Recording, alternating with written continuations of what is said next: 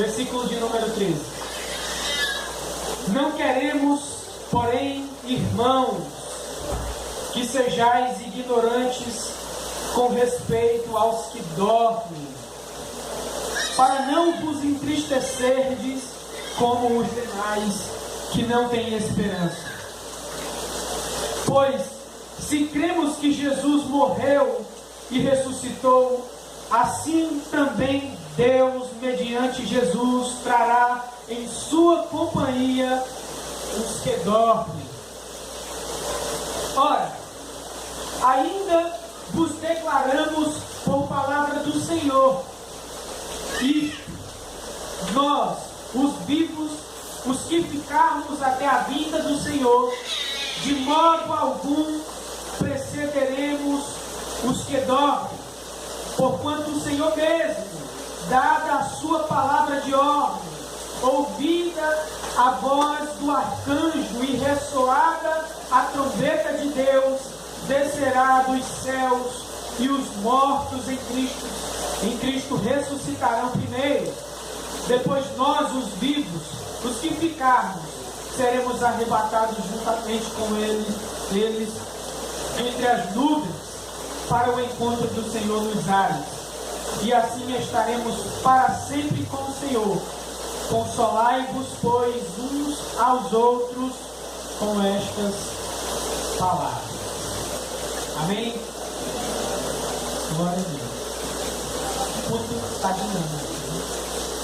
Tudo está dinâmico. Está mexendo com todo mundo. Muito bem.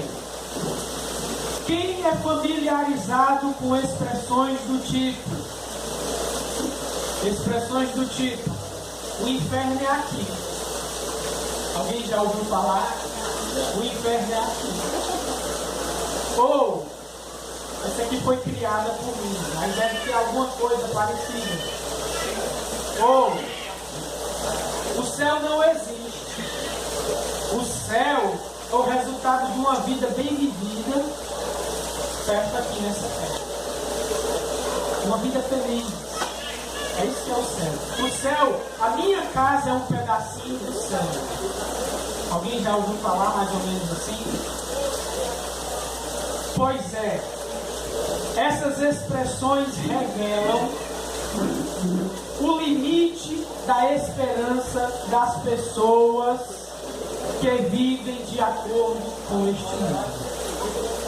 Certo? As pessoas que são limitadas por aquilo que veem, por aquilo que sentem, por aquilo que ouvem, por aquilo que pegam. Pessoas limitadas apenas a esse espaço e a esse tempo. Ok? Pessoas que só têm este mundo como a finalidade última de suas vidas. Morreu, acabou-se. É o que a gente escuta eles falarem. Mas nós cristãos somos diferentes. Certo? Nós cristãos somos diferentes. Ok? Ou pelo menos é pra gente ser diferente. Tá bom? A nossa esperança não conhece limites. A esperança do crente, a esperança do cristão não conhece limites. Nem mesmo a morte pode dar um fim na esperança que nós temos em Cristo Jesus. Nem mesmo a morte. Se nem a morte pode dar um fim na esperança que Cristo nos dá através da cruz, que dirá fome, que dirá um membro amputado, que dirá desemprego e as outras coisas bem pequenas. Nem a morte pode dar um ponto final na esperança do cristão.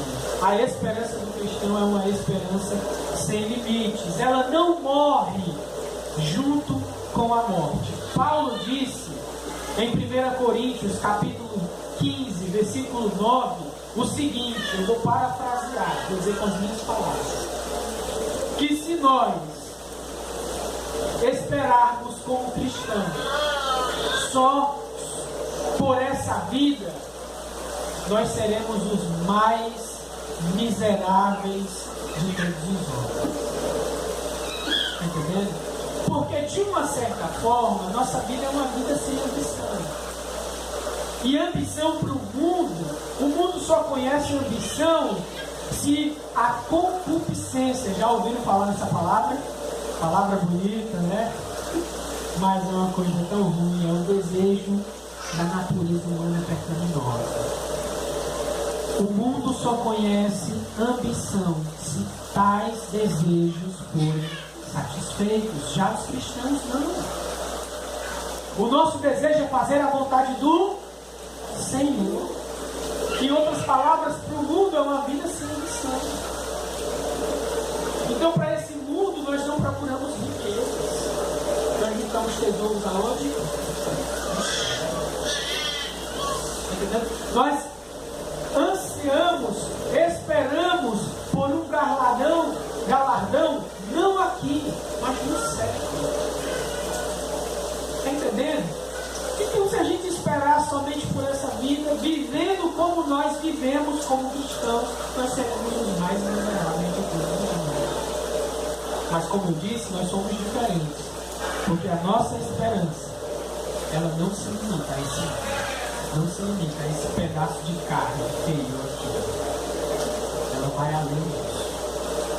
Amém? Então, esse será o assunto da nossa meditação hoje, ok? Nesses versículos, nessas passagens que nós lemos aqui em 1 Tessalonicenses capítulo 4, versículo 13 até o versículo de número 18, mas eu ainda quero falar. Eu só paro lá depois das 8h30.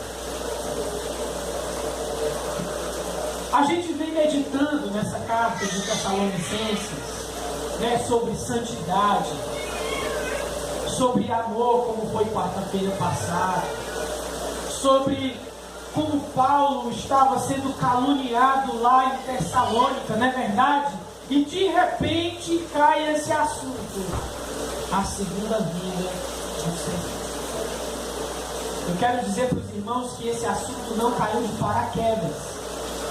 Paulo não estava conversando aqui e de repente, e a circuncisão? Né? Não. Tem um contexto. Tem algo que Paulo disse aqui que dá gancho para que ele comece a conversar sobre a segunda vinda de Cristo.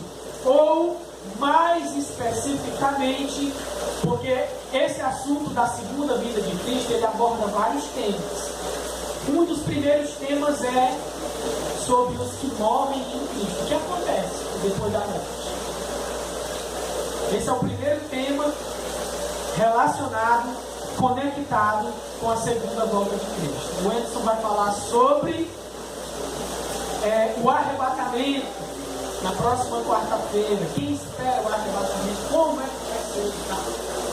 Mas hoje o nosso assunto é: morri. E aí? Como é que vai ser? Acabou para mim? Foi bom enquanto durou? É esse assunto que nós vamos tratar.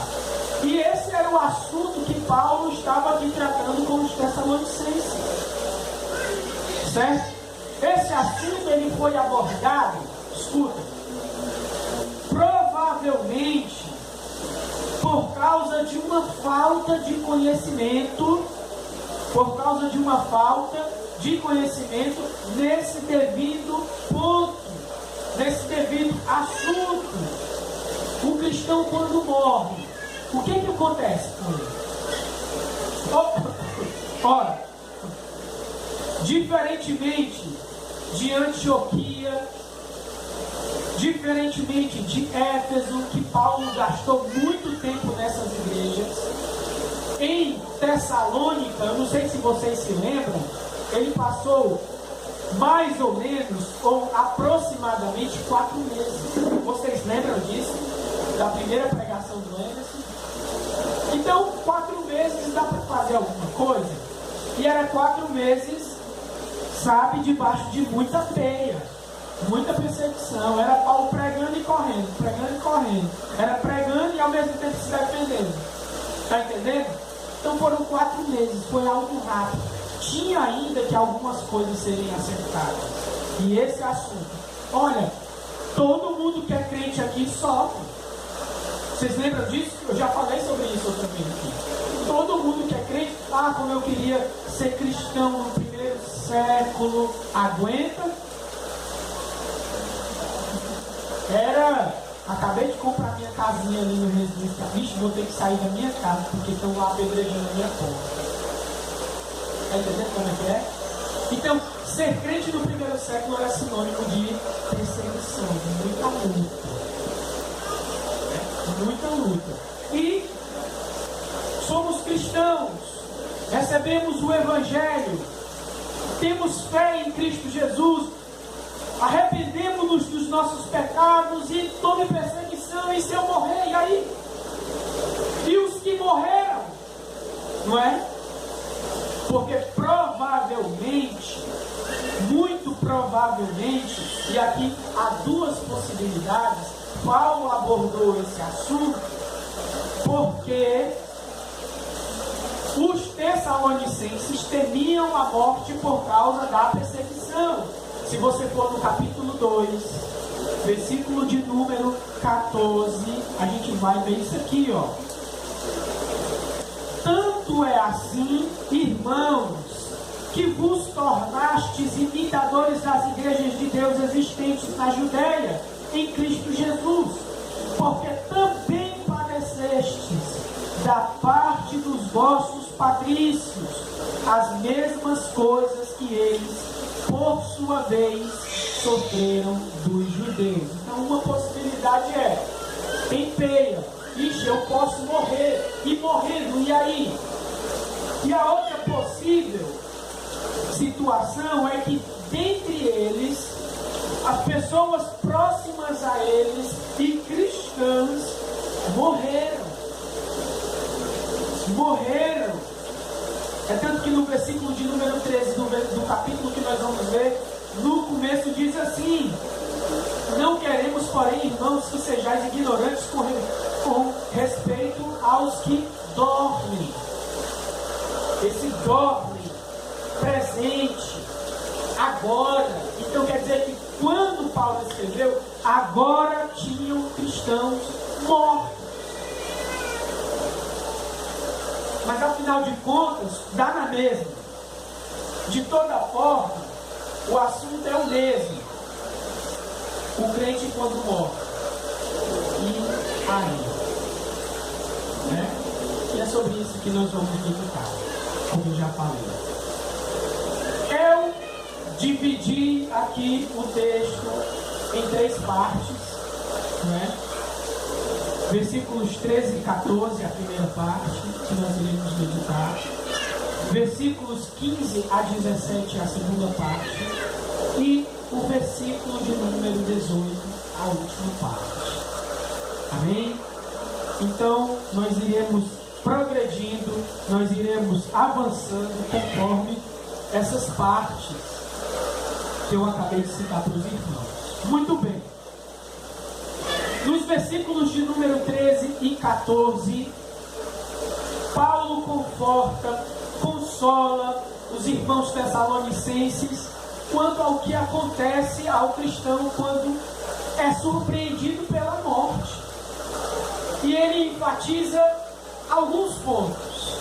Só que antes eu gostaria de ler esse versículo 13 e esse 14 mais uma vez. Não queremos, porém, irmãos, que sejais ignorantes com respeito aos que dormem, para não vos entristecerdes como os demais que não têm esperança. Pois, se cremos que Jesus morreu e ressuscitou, assim também Deus, mediante Jesus, trará em sua companhia os que dormem. Então Paulo, ele vai enfatizar alguns pontos e ao mesmo tempo consolar aqueles irmãos que estavam carentes desse ensinamento do que acontece depois da morte ao crente. O primeiro ponto é no versículo de número 13, que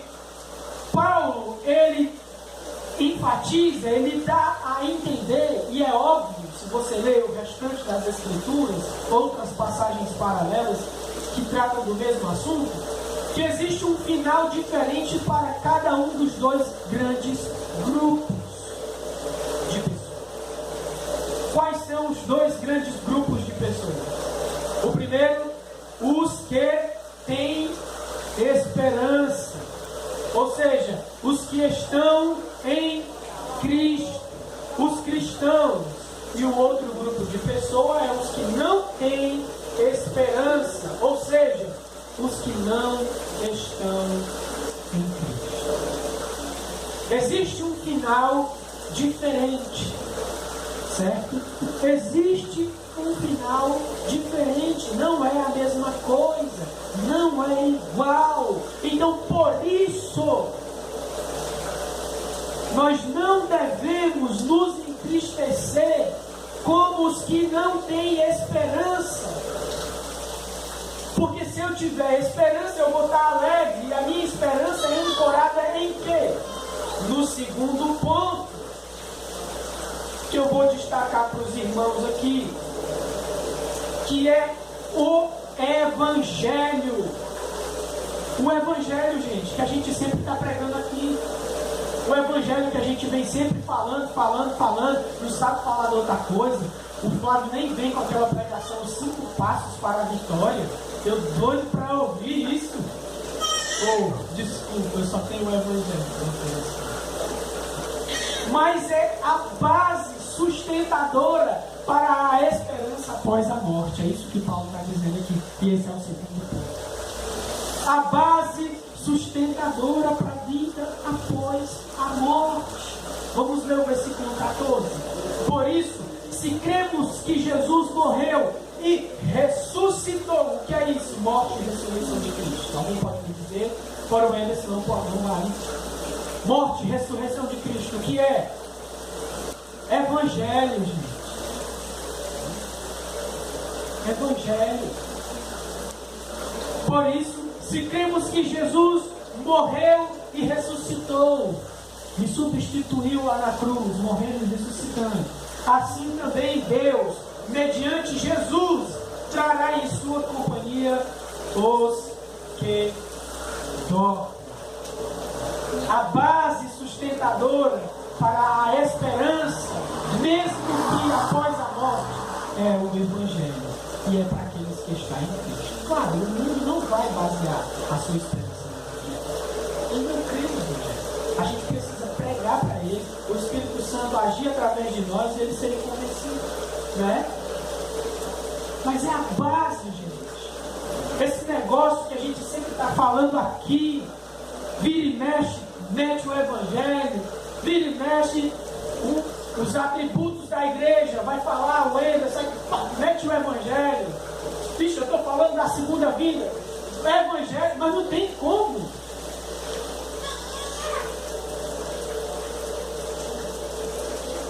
Jesus disse: tu és Pedro, e sobre esta pedra edificarei a minha igreja. Que pedra é essa? Era Pedro? Não, era a declaração de Pedro: tu és o Cristo, o Filho do Deus vivo. É sobre ele, é sobre o seu ato lá na cruz, a sua morte expiatória, que baseia-se tudo. Hebreus fala que ele é o sustentador do universo. Jesus. Não tem como conversar sobre outra coisa. Não tem como falar sobre outra coisa. Não tem como eu ir para o meu trabalho e pensar em outra coisa. Não tem como eu perdoar sem pensar no Evangelho. Eu amar sem pensar no Evangelho. É a base sustentadora para a esperança após a morte. Porque foi isso que Cristo Jesus nos prometeu. Nos livrar da morte, ainda que morramos. Está entendendo? E eu quero aqui chamar a sua atenção para uma observação. Esse dormir que o apóstolo Paulo fala aí, não é aquilo que você faz todos os dias. Algumas pessoas, todas as horas, né? Não é esse dormir aqui. Esse dormir significa morte. O que Paulo se utiliza aqui é de um eufemismo. O que é um eufemismo? É uma figura de linguagem, uma linguagem, certo? Que ela traz uma coisa desagradável de uma forma mais suave, mais agradável. É isso que Paulo está dizendo aqui. Esse dormir significa morte. Paulo falou isso, acho que mataram um vinho assim de uma vez. Está entendendo? Paulo faz muito isso. Então, de início, o conforto, o consolo que Paulo tem para oferecer para os irmãos tessalonicenses não é aquilo que ele pegava, meu lenço, leva lá para curar o doente. Vocês viram isso em Atos? Viram Paulo dando seu lenço lá para os enfermos para eles serem curados? O que Paulo tinha para oferecer para os tessalonicenses não era uma víbora picando ele e ele acontecendo nada com ele, uma víbora venenosa. O que Paulo simplesmente tinha para consolar aqueles irmãos em tempos de perseguição não era isso. Não era outra coisa. Do jeito que a gente vive uma vida crucificada, está entendendo? E uma vida ressuscitada, uma nova vida aqui nesse mundo, esse corpo aqui, ele também vai ser transformado. Mesmo que morra, ele ressuscitará, porque isso é uma das promessas do Evangelho. Amém? Glória a Deus. Vamos para a segunda parte, versículos 15 e 17. Eu quero ler primeiro. Ora, ainda vos declaramos por palavra do Senhor. Preste bem atenção. Por palavra do Senhor.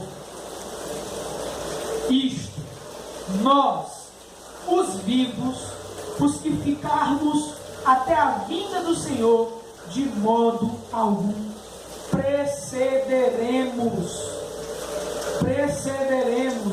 os que dormem.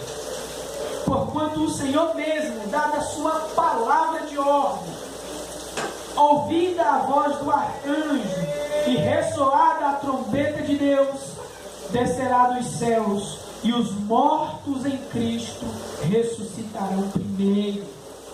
Depois nós, os vivos, os que ficarmos, seremos arrebatados juntamente com eles entre as nuvens para o encontro do Senhor nos ares, e assim estaremos para sempre com o Senhor.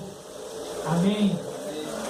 Bem, nestes versículos aqui, Paulo ele vai informar, como você pode perceber, com detalhes, como acontecerá com os que morreram em Cristo em sua vinda, na vinda de Cristo. E ainda, ele é bondoso conosco, que estamos vivos aqui, e relata como ocorrerá também nesse período, na segunda vinda. Ok? Mas eu quero destacar para os irmãos, não sei se você notou, a ênfase é os que dormem. Certo? A ênfase é os que dormem, porque, relembrando a nossa introdução e o primeiro ponto, eles estavam carentes dessa informação. O que acontece com o crente depois que morre. Ok? Então, vamos aqui meditar em algumas coisas. Primeiro, dizemos a vocês pela palavra do Senhor, ou o que eu botei na NVI, como diz ele, no versículo de número 15: ora, ainda vos declaramos por palavra do Senhor. Esse sempre é o chancelamento, a marca registrada, aquilo que autoriza o ensino de Paulo e dos outros apóstolos. Certo? Ele não foi algo que Paulo inventou de sua cabeça. Certo?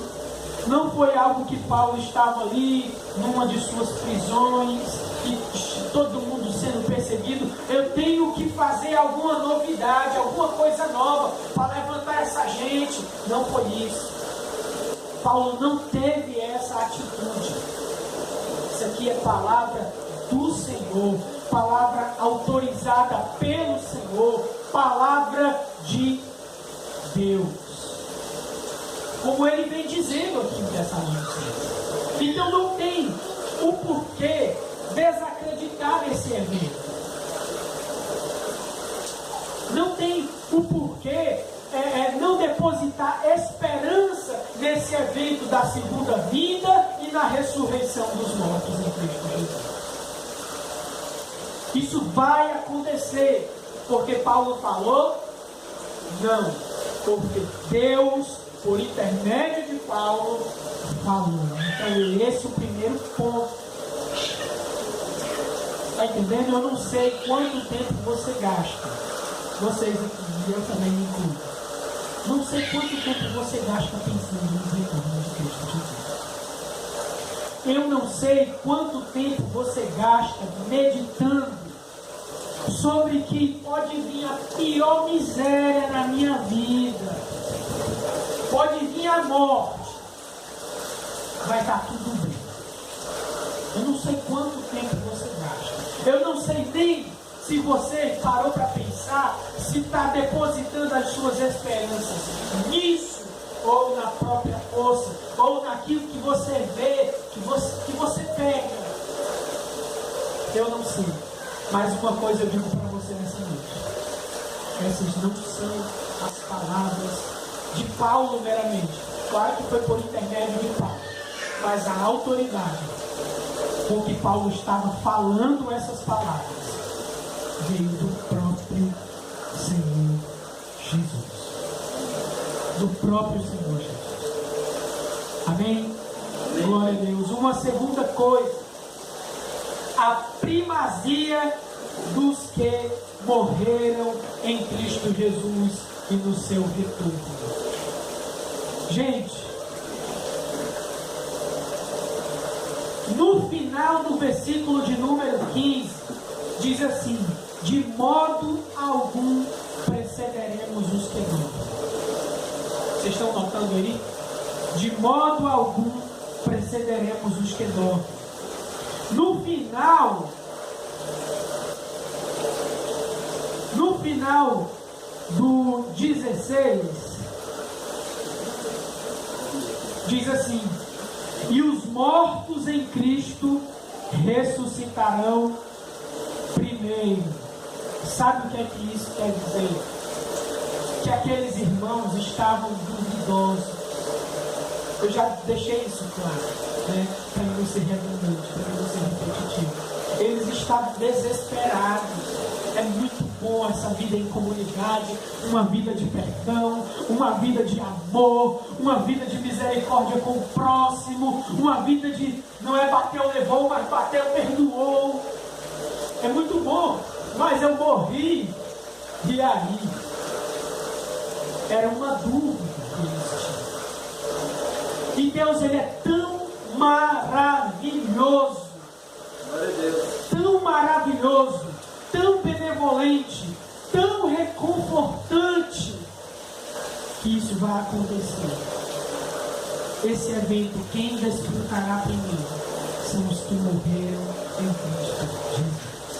São aqueles que estão morrendo lá, gente, pelo Estado Islâmico, porque são crentes.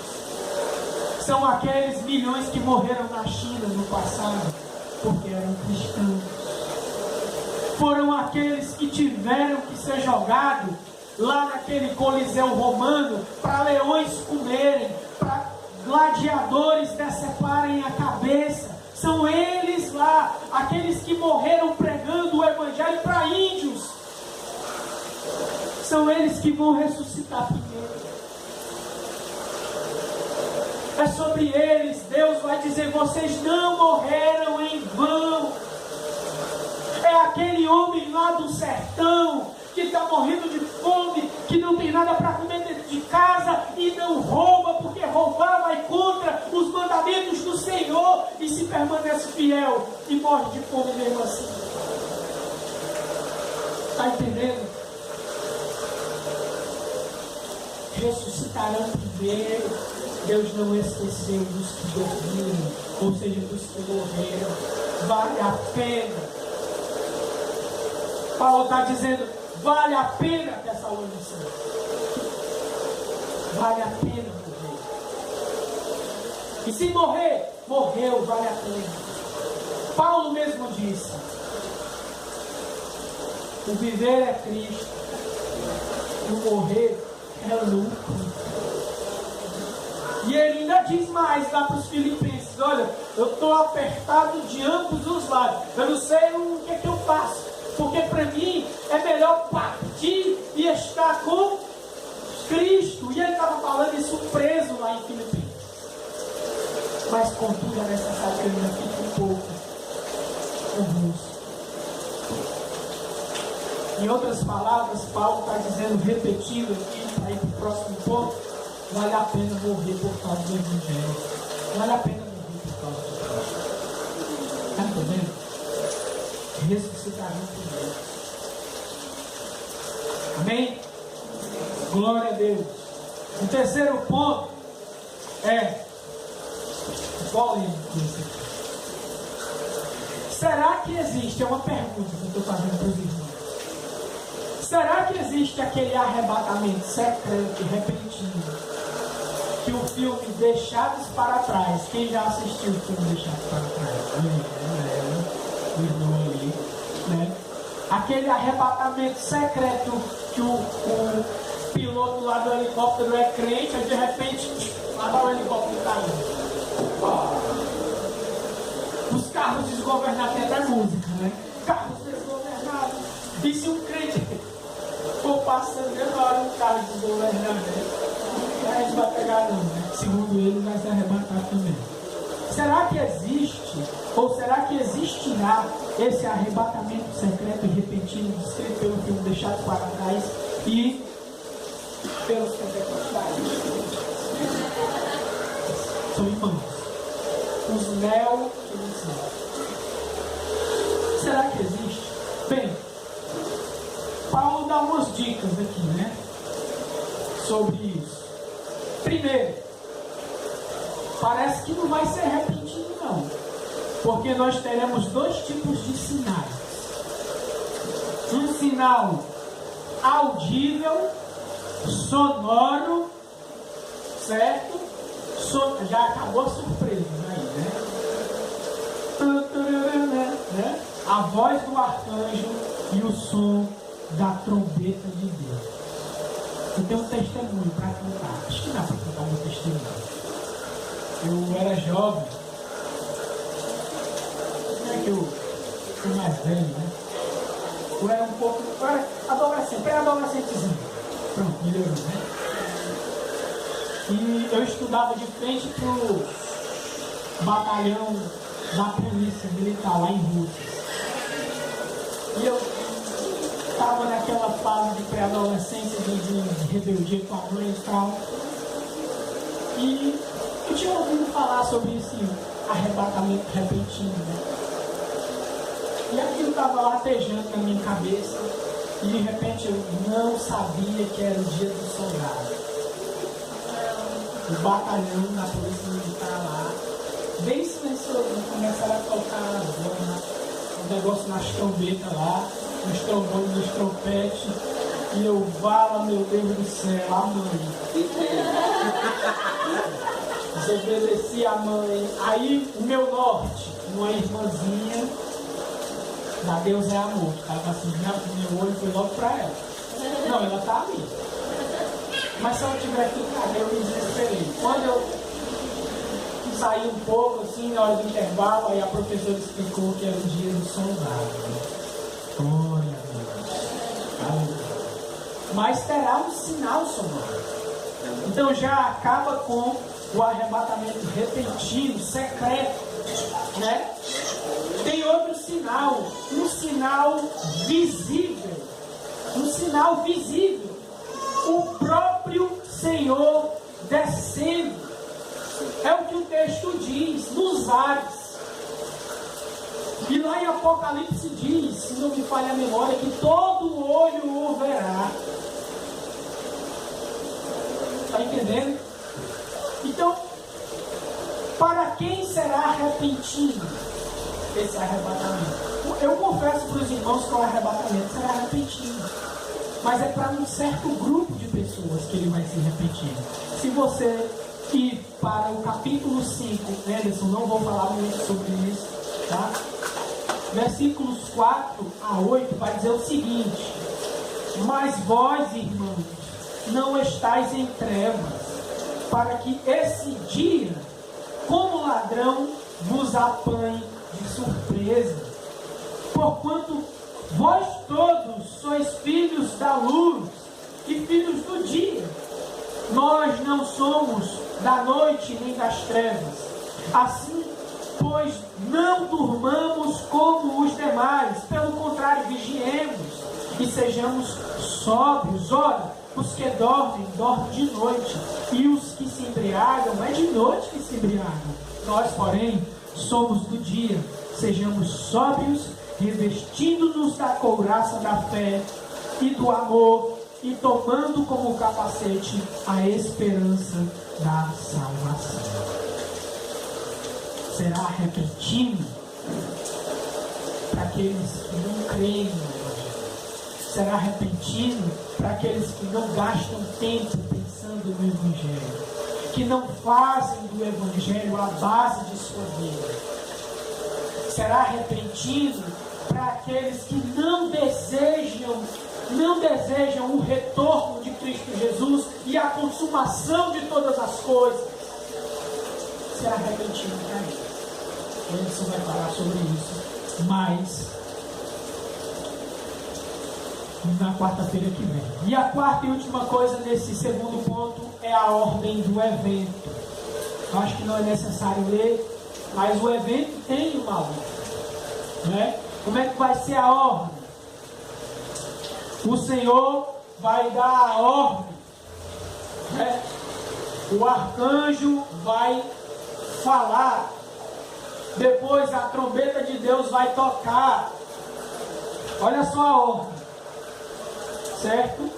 Depois Cristo descerá, e eu tenho quase certeza que simultaneamente ao retorno de Cristo, os mortos ressuscitam, e quase que simultaneamente nós seremos arrebatados. Então não vai ser algo assim de onde vem, né? Não vai ter todo esse evento, e isso será uma surpresa para quem não crê, para quem não gasta tempo, para quem não medita. Amém? Que não seja o nosso caso. Muito bem, terceira e última parte, versículo de número 18. Consolai-vos, pois, uns aos outros com estas palavras. Esse é o desfecho do apóstolo, certo? O desfecho do apóstolo Paulo. Ele agora fecha, conclui o assunto dos que morreram e dos que morrem em Cristo, falando para os Tessalonicenses. E toda essa palavra de esperança, toda essa palavra de consolo tem como base, como já mencionamos, o Evangelho. Amém? Então, em primeiro lugar, gente,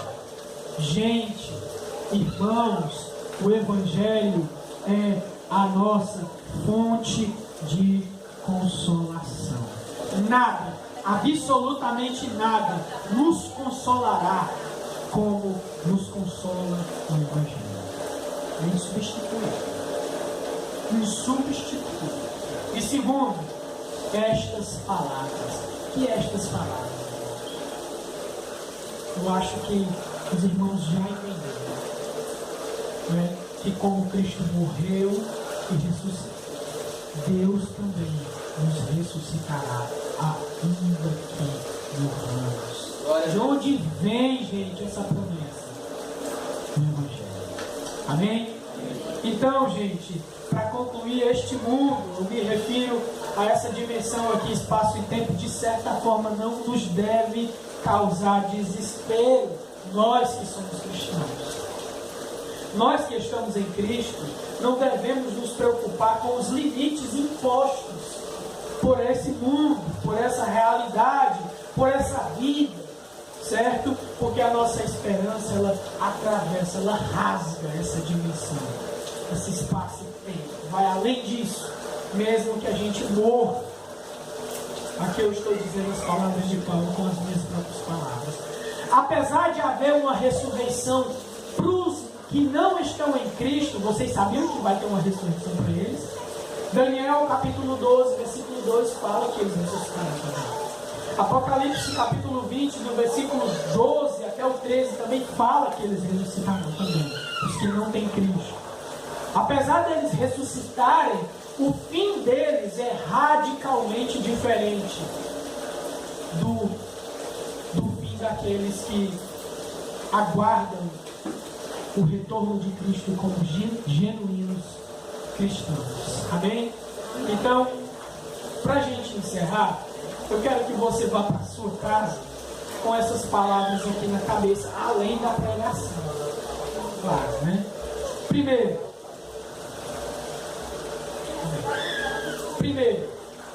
é uma pergunta.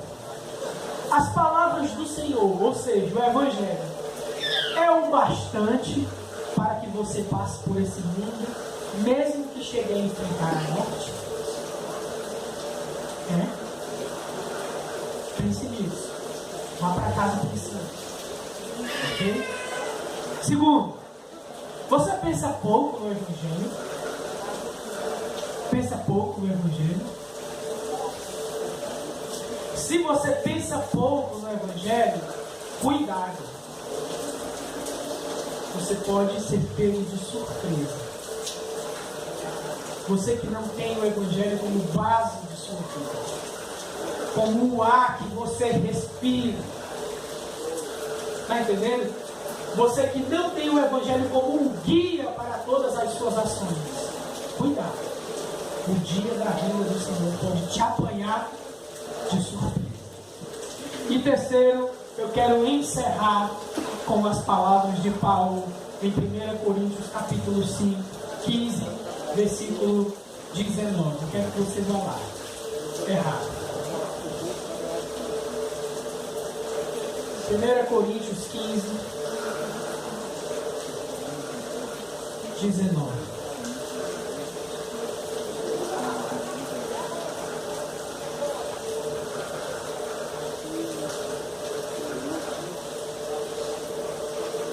Todos lá? Amém? Amém. Leiamos. Esse é o desfecho da nossa meditação hoje. Se a nossa esperança em Cristo se limita apenas a esta vida, somos os mais infelizes de todos os homens. Mas ela não se limita. Amém? Ainda que morramos, Ele nos ressuscitará no dia da sua vida. Amém. Meus irmãos, que Deus em Cristo nos abençoe.